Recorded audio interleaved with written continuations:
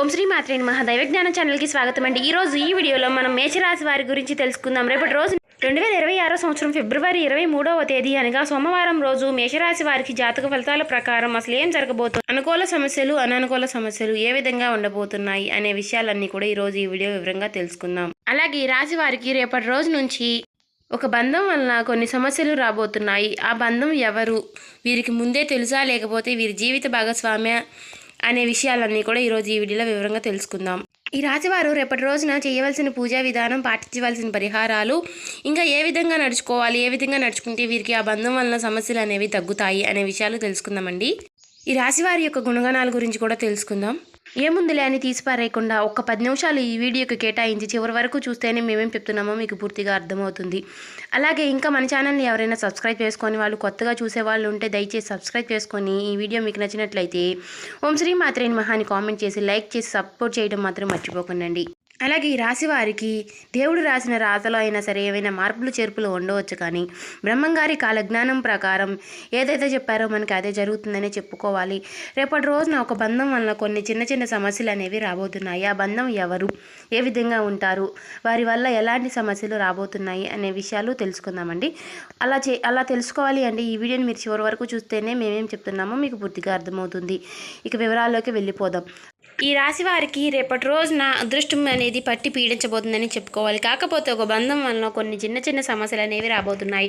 ఆ బంధం ఎవరో కాదండి, మీ ఇరుగు పొరుగు వారు కానివ్వండి, లేదంటే మీ జీవిత భాగస్వామి కానివ్వండి, లేదంటే మీ స్నేహితులు కానివ్వండి, మీరు పనిచేసే చోట కానివ్వండి, లేదంటే మీ వ్యాపార జీవితంలో కానివ్వండి, మీ ఉద్యోగ జీవితంలో కానివ్వండి, ఇలా ఒక బంధం వలన మీకు కొన్ని సమస్యలు అనేవి రాబోతున్నాయి. రేపటి ఈ రాశి వారు అదేవిధంగా చిన్నప్పటి నుంచి కూడా ఎన్నో కష్టాలు పడి, బాధలు పడి, కుటుంబం యొక్క బరువు బాధ్యతలన్నీ కూడా వీరిపైనే పెట్టుకుని, ఎన్ని సమస్యలు వచ్చినా కూడా వీరి మనసులోనే పెట్టుకుని అన్నింటినీ ఎదిరించుకుంటూ ఒక స్థాయికి వస్తారని చెప్పుకోవాలి.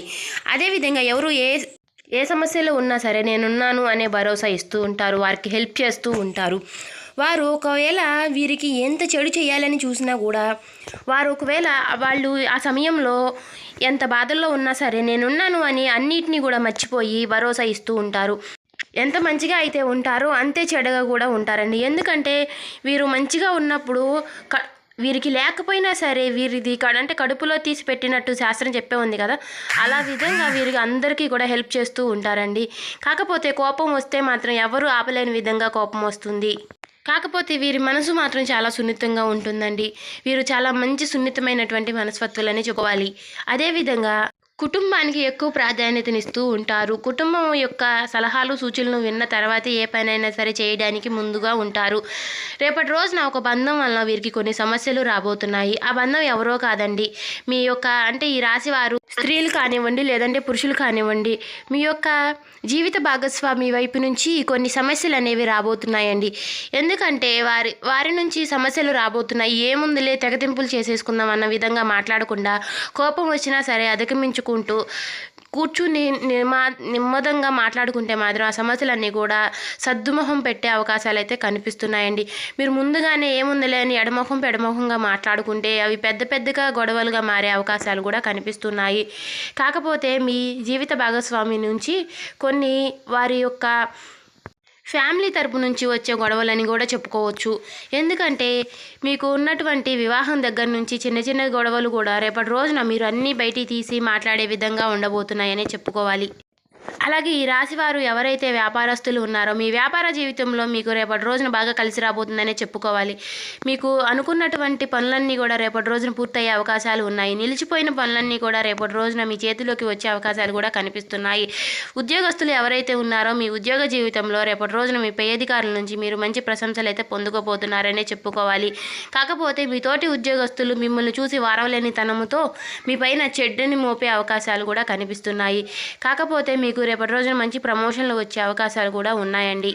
అలాగే ఈ రాశివారి విద్యార్థులు ఎవరైతే ఉన్నారో మీ విద్యా జీవితంలో రేపటి రోజున మీరు అనుకున్నటువంటి విదేశీ విద్యకు వెళ్ళాలని ట్రై చేస్తున్నటువంటి ఆ సంగతులను కూడా రేపటి రోజున మీరు తెలుసుకునే అవకాశాలు ఉన్నాయండి.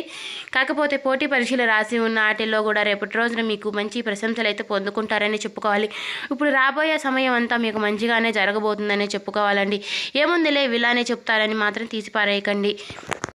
అదేవిధంగా మీరు ఈ రాశివారు ఎవరైతే వివాహం కాకుండా చాలా రోజుల నుంచి వివాహ గడియల కోసం వెయిట్ చేస్తున్నా ఉన్నవారికి మీ వివాహ గడియలు అయితే ఈ రాబోయే రోజుల్లో రాబోతున్నాయనే చెప్పుకోవాలి. ఎందుకంటే మీకు అంతా మంచి జరగబోతుందని చెప్పుకోవాలి.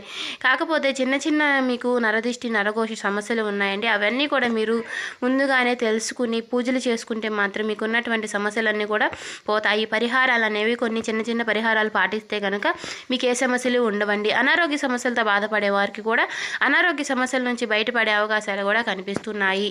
అలాగే ఈ రాశి వారు ఎప్పటి నుంచో సంతానం లేక చాలామంది బాధలు పడేవాళ్ళు ఉన్నారండి. చూస్తున్నాం కదా, సంతానం కోసం మేము ఏం చేసినా కూడా సంతానం లేకుండా పోతుంది అనే విధంగా ఉన్నారు.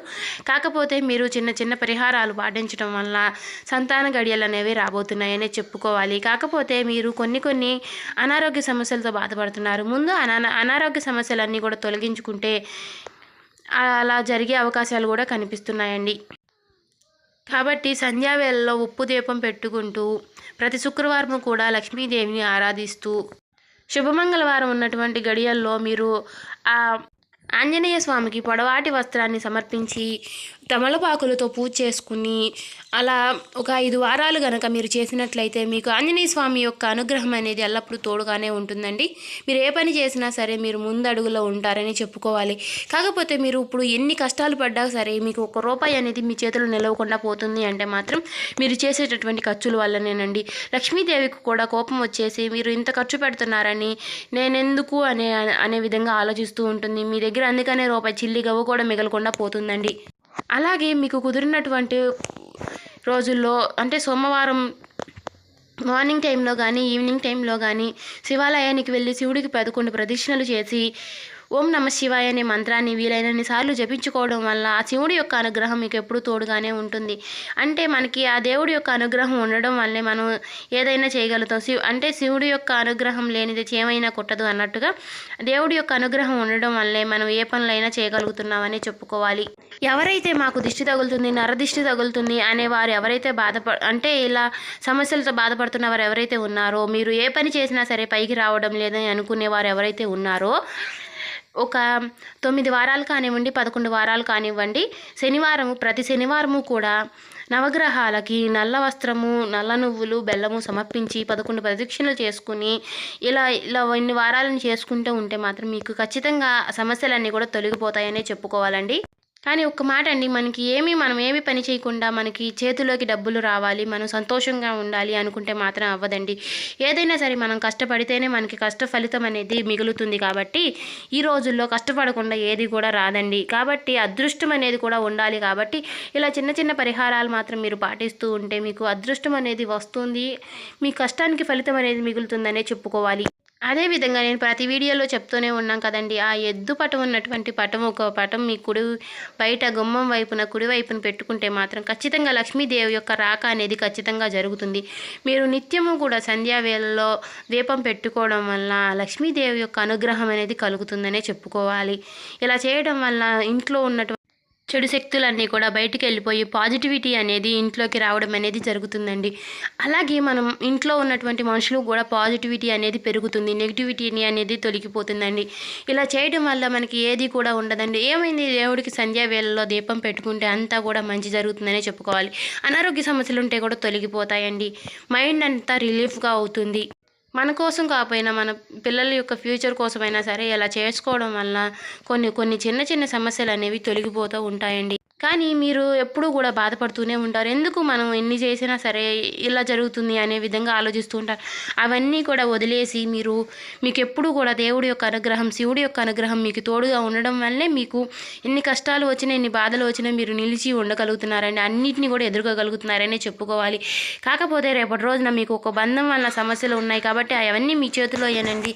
మీరు ముందు ఇరుగు పొరుగు వారి యొక్క మాటలు వినడం మానేసి మీ ఇంట్లో మీ జీవిత భాగస్వామితో కానీ మీ కుటుంబం యొక్క వారితో కానీ కొంచెం సమయాన్ని గడపడానికి ట్రై చేయండి. అలా సమయం గడిపితే మాత్రం మీకు వారితో మాట్లాడుకుంటే మాత్రం ఆ సమస్యలన్నీ కూడా తొలగిపోతాయి. మీరు బయట యొక్క తలనొప్పులన్నీ తెచ్చి ఇంట్లో వారి పైన చూపిస్తూ ఉంటారు. అందుకే మీకు కుటుంబం యొక్క వారి నుంచి మీకు కొన్ని చిన్న చిన్న సమస్యలు గొడవలు జరిగే అవకాశాలు కనిపిస్తున్నాయి. కాబట్టి మీరు అలా రిలీఫ్గా ఉండి ఇంట్లో వారితో కాస్త సమయాన్ని కేటాయించి వారితో గడిపితే మాత్రం ఏ సమస్యలు ఉండవండి. సో చూశారు కదండి, ఈ వీడియో మీకు నచ్చినట్లయితే ఓం శ్రీ మాత్రే నమః అని కామెంట్ చేసి, ఇంకా ఎవరైనా సబ్స్క్రైబ్ చేసుకొని వాళ్ళు ఉంటే దయచేసి సబ్స్క్రైబ్ చేసుకొని, ఈ వీడియో మీకు నచ్చినట్లయితే లైక్ చేసి మాకు సపోర్ట్ చేయడం మాత్రం మర్చిపోకండి. Thank you.